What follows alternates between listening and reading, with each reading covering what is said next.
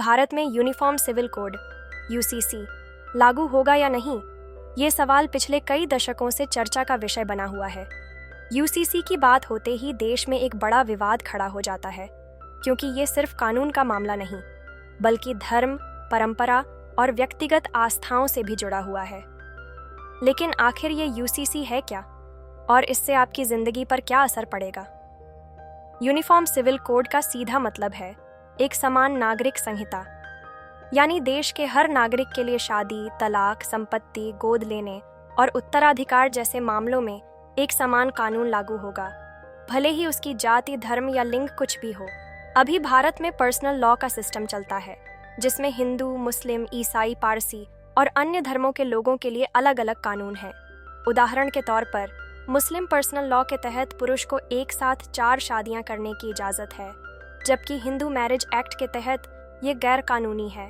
इसी तरह ईसाई समुदाय में तलाक के नियम हिंदू कानून से अलग हैं। ऐसे में यूसीसी का उद्देश्य इन सभी भेदभावों को खत्म कर एक समान कानून लागू करना है। भारत के संविधान का अनुच्छेद 44 आर्टिकल 44 साफ तौर पर कहता है कि राज्य का कर्तव्य है कि वह भारत के नागरिकों के लिए पूरे देश में समान नागरिक संहिता को लागू करने का प्रयास करे। लेकिन सवाल ये उठता है कि ये अनुच्छेद संविधान में शामिल होने के बावजूद इसे लागू क्यों नहीं किया गया? इसका जवाब भारत के इतिहास में छुपा है। जब 1950 में संविधान बना, तब भारत के पहले प्रधानमंत्री जवाहरलाल नेहरू और कानून मंत्री डॉ. भीमराव अंबेडकर ने यूसीसी लागू करने की बात कही थी। अंबेडकर का मानना था कि अगर पूरे देश में एक समान कानून होगा तो महिलाओं को न्याय दिलाने में मदद मिलेगी और समाज में समानता स्थापित होगी। लेकिन उस वक्त धार्मिक नेताओं और कई राजनीतिक दलों ने इसका विरोध किया।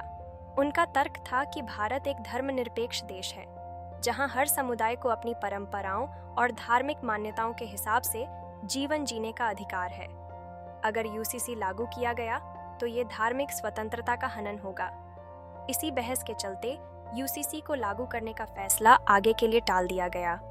हालांकि गोवा भारत का एकमात्र ऐसा राज्य है जहां यूनिफॉर्म सिविल कोड पहले से लागू है।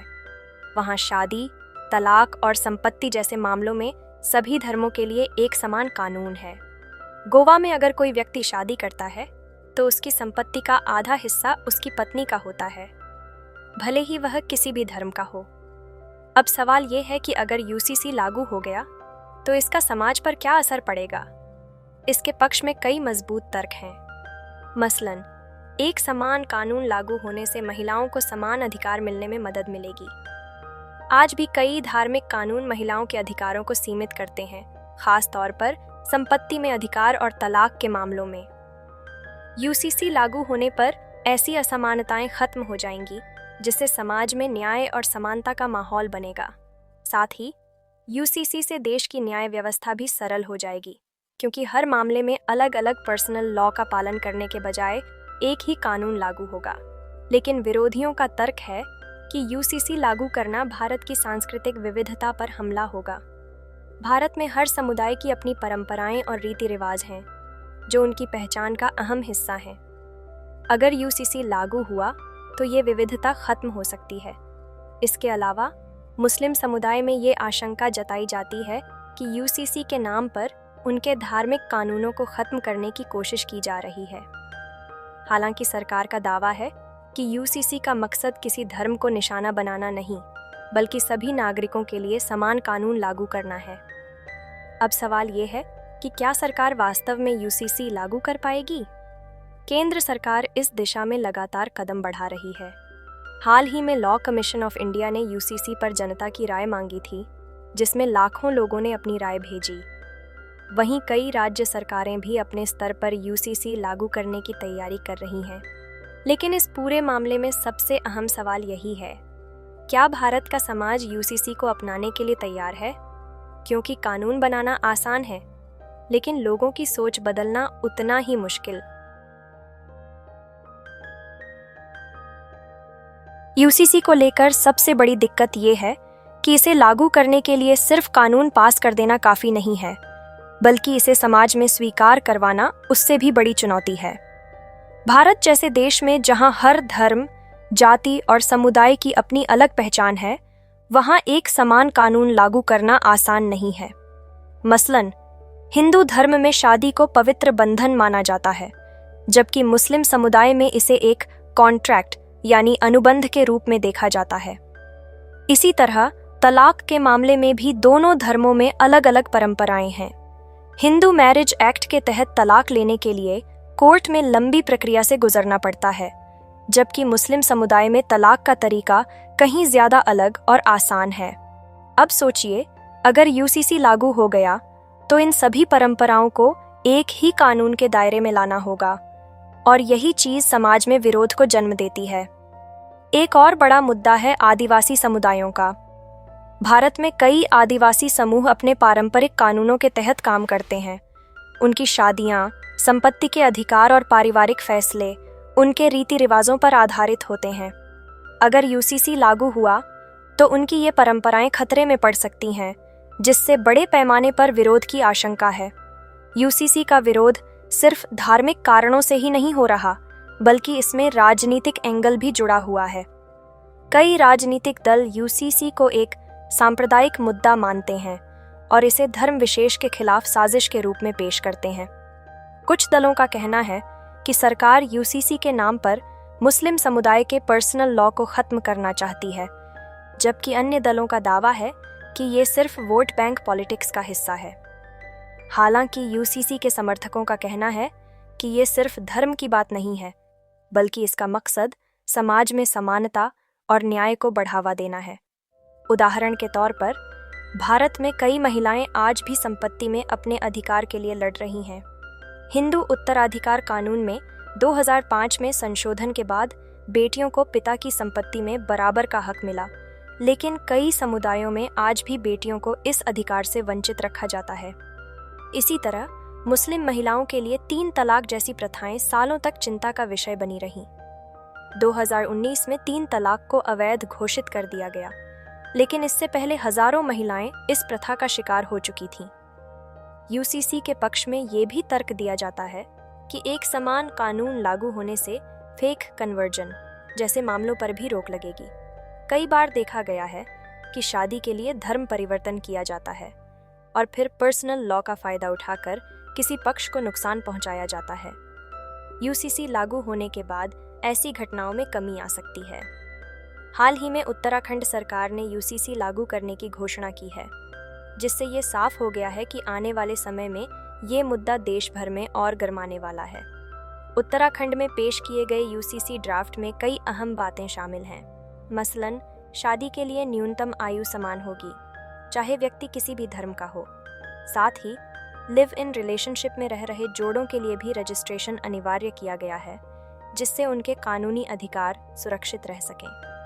इसके अलावा उत्तराखंड के यूसीसी में ये भी कहा गया है कि एक व्यक्ति की सिर्फ एक ही शादी मान्य होगी, यानी बहुविवाह मल्टीपल मैरिजेस पर पूरी तरह से रोक होगी। लेकिन सवाल ये है कि अगर यूसीसी एक राज्य में लागू हो सकता है, तो पूरे देश में इसे लागू करने में इतनी दिक्कत क्यों हो रही है? दरअसल संविधान के मुताबिक नागरिक संहिता का मामला समवर्ती सूची कॉन्करेंट लिस्ट के अंतर्गत आता है, जिसका मतलब ये है कि इस पर केंद्र और राज्य दोनों ही कानून बना सकते हैं। इसलिए अगर केंद्र सरकार चाहे तो पूरे देश में यूसीसी लागू कर सकती है, लेकिन इसके लिए पहले समाज में व्यापक सहमति बनानी होगी। आखिरकार कानून का उद्देश्य सिर्फ कागज पर नियम बनाना नहीं, बल्कि समाज में शांति और न्याय को सुनिश्चित करना होता है। यही वजह है कि सरकार यूसीसी को लागू करने से पहले जनता की राय लेने पर जोर दे रही है, ताकि इसे लेकर कोई बड़ा सामाजिक टकराव न हो। यूसीसी को लेकर एक और बड़ा सवाल ये है कि अगर इसे लागू किया गया तो इसका सीधा असर आपके रोज़मर्रा के जीवन पर क्या पड़ेगा। खासकर शादी, तलाक, गोद लेने और संपत्ति के मामलों में इसका क्या मतलब होगा। मान लीजिए यूसीसी लागू हो जाता है, सबसे पहले इसका असर शादी पर पड़ेगा। अभी भारत में अलग अलग धर्मों के लिए अलग अलग विवाह कानून लागू हैं। Hindu marriage act, Muslim personal law, Christian marriage act और स्पेशल मैरिज एक्ट जैसी व्यवस्था। लेकिन यूसीसी लागू होने के बाद इन सभी कानूनों को हटाकर एक ही कानून के तहत शादी होगी, यानी धर्म के आधार पर शादी के नियमों में कोई भेदभाव नहीं रहेगा। उदाहरण के तौर पर मुस्लिम समुदाय में पुरुष को 4 शादियां करने का अधिकार है, जबकि हिंदू धर्म में ये गैर कानूनी है। लेकिन यूसीसी लागू होने के बाद एक व्यक्ति एक शादी का नियम लागू हो जाएगा, जिससे किसी भी धर्म के व्यक्ति को एक से ज्यादा शादी करने का अधिकार नहीं रहेगा। दूसरा बड़ा बदलाव तलाक के मामलों में देखने को मिलेगा। वर्तमान में मुस्लिम समुदाय में तलाक के लिए अलग व्यवस्था है, जिसे खुला, फस्ख और तलाक-ए-तफवीज़ जैसे नामों से जाना जाता है। वहीं हिंदू मैरिज एक्ट में तलाक के लिए कोर्ट की लंबी प्रक्रिया होती है। लेकिन यूसीसी लागू होने के बाद सभी के लिए तलाक के नियम एक समान होंगे, यानी तलाक की प्रक्रिया आसान, पारदर्शी और निष्पक्ष हो जाएगी। यूसीसी का सबसे बड़ा असर संपत्ति के अधिकार पर पड़ेगा। भारत में आज भी कई समुदायों में बेटियों को पैतृक संपत्ति में समान अधिकार नहीं दिया जाता। खास तौर पर मुस्लिम समुदाय में बेटियों को बेटे के मुकाबले आधी संपत्ति का अधिकार मिलता है। लेकिन यूसीसी लागू होने के बाद बेटा और बेटी में कोई भेदभाव नहीं होगा, दोनों को बराबर का अधिकार मिलेगा। इसी तरह गोद लेने, एडॉप्शन के मामले में भी बड़ा बदलाव देखने को मिलेगा। वर्तमान में हिंदू समुदाय के लिए गोद लेने के नियम Hindu adoption and maintenance act (हामा) के तहत तय होते हैं, जबकि मुस्लिम पर्सनल लॉ में गोद लेने का कोई स्पष्ट प्रावधान नहीं है। लेकिन यूसीसी लागू होने के बाद सभी धर्मों के लिए एक समान गोद लेने का कानून होगा, जिससे बच्चों के अधिकारों को बेहतर तरीके से सुरक्षित किया जा सकेगा। हालांकि इन बदलावों के बीच कुछ चिंताएं भी हैं। उदाहरण के तौर पर कई समुदायों का मानना है कि यूसीसी उनकी सांस्कृतिक पहचान और परंपराओं को खत्म कर सकता है। खासकर आदिवासी समुदायों को इस बात की चिंता है कि उनकी पारंपरिक व्यवस्था पर असर पड़ेगा। उदाहरण के लिए भारत के उत्तर पूर्वी राज्यों में कई आदिवासी समूहों की अपनी विशिष्ट परंपराएं हैं। वहां संपत्ति का अधिकार सिर्फ महिलाओं को दिया जाता है और पुरुषों को इससे वंचित रखा जाता है। ऐसे में अगर यूसीसी लागू हुआ तो इस तरह की परंपराएं खत्म हो सकती हैं, जिससे स्थानीय समुदायों में नाराजगी पैदा हो सकती है। यूसीसी के विरोध में ये भी कहा जाता है कि इसका इस्तेमाल राजनीतिक लाभ के लिए किया जा सकता है। कुछ दलों का मानना है कि यूसीसी के जरिए खास तौर पर मुस्लिम समुदाय को निशाना बनाया जा रहा है।